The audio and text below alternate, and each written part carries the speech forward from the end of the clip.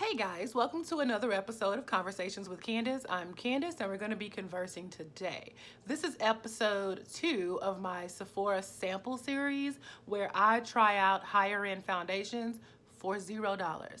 I went to Sephora, I got color matched by a professional there, and I got some foundation samples. So today is episode 2 and I'm trying out my second foundation.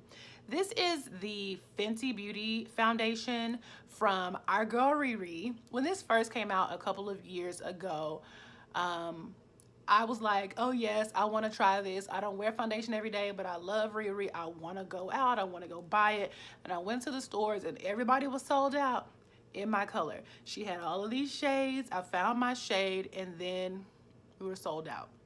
I don't remember which shade match I was back then, but Sephora ladies tried on 420 and 430. I said, let me take home 420 and see what's popping. So I'm gonna give you the exact name of this foundation. It's the Fenty Beauty Pro Filter Soft Matte Longwear Foundation, and it's in the color 20. I'll put all the info for all the products that I'm using below. But I've already moisturized my face with the Sephora Beauty Amplifier. Feels real good. It's supposed to be a moisturizing primer, so it does two things in one.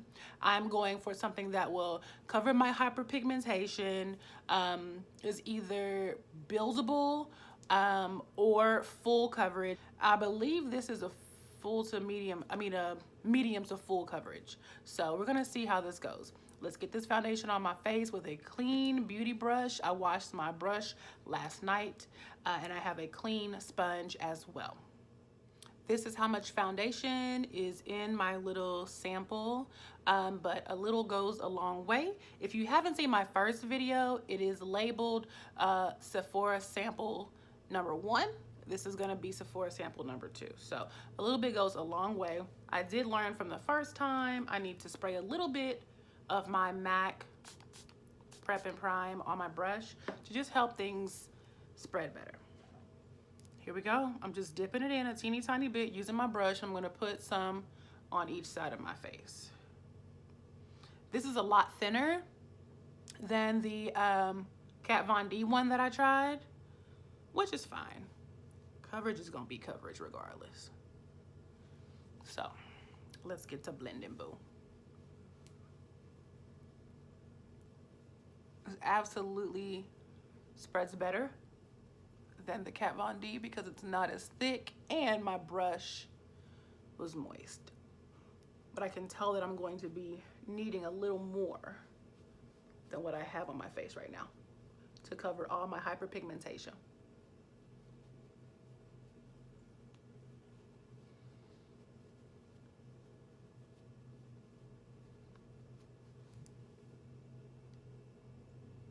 Add some more on my cheeks for sure. Across where my little mustache is and on my chin. Let me brighten up this room.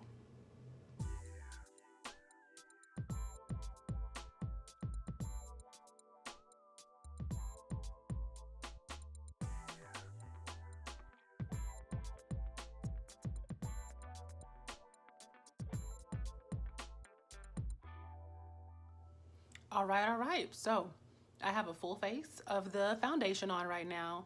I can still see my hyperpigmentation just a little bit, but I'm not gonna worry about it. It's a regular day. I'm not getting all dolled up to go anywhere special. I'm just gonna go run some errands, go see some friends, go have a little bit of dinner. I'm gonna finish up this look. I'll be right back and we'll see how the day goes. Okay guys, this is the look. And I will put in the description box all the products that I'm using on my face for today. But it is 11 o'clock on the dot. I'm getting ready to run out. 11 a.m., not 11 p.m. Getting ready to run out. And we're going to give this foundation like 8 hours and just see what's popping. I can already tell you it's not crease proof. I started to crease under my eyes and on my lid, but that's fine. It's the daytime. We're not doing anything fancy. So it's 11 a.m. I'll be back in about 8 hours. Okay guys, it is 4 o'clock and I'm still feeling pretty matte. I'm not super shiny right now. I can see a few of my little pimples trying to push through, so I'm getting more medium coverage than full coverage, but that's okay. I'm still very happy with this foundation, so I'll see you guys in a few hours. All right, y'all, it is 7 o'clock. It's been 8 hours, and before we get to the information I want to share with you, let me tell you that I stopped by Ulta and I got color matched for a couple more foundations, and I got some samples for those. So what you see right here, my hyperpigmentation showing through, this is not Fenty. This is something else that I will show you later. And then what's on my chin is also not Fenty. So basically this side of my face is Fenty. The other is foundation that I will share with you later. So let's get into the claims that Fenty proclaims to do.